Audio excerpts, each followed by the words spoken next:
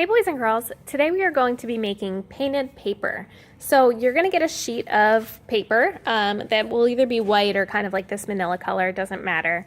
And you want to make sure that you have something down on the table underneath of it because we're going to be painting off the edges of the paper, and if you don't have that, you are going to make a big mess. So you're going to pick two colors. Today I think I'm going to be using blue and I'm going to get some pink. I had purple, but I decided I want pink instead.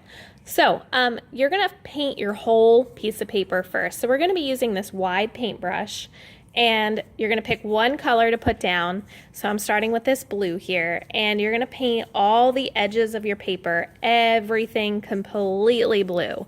So I'm going to finish that.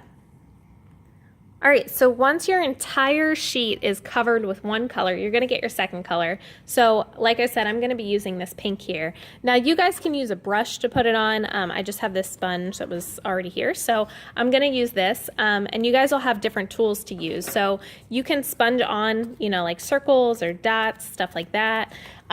Or you can do like wavy lines and swirls, like really whatever you want to do. This is kind of where you just play and add in your designs however you want to. So I'm going to fill it up however I end up feeling like I want to add it.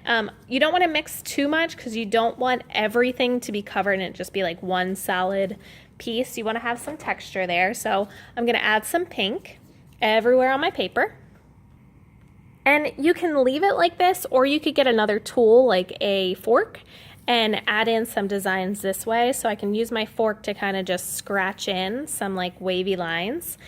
So the idea behind this is to have two different colors that have some sort of design and texture to it.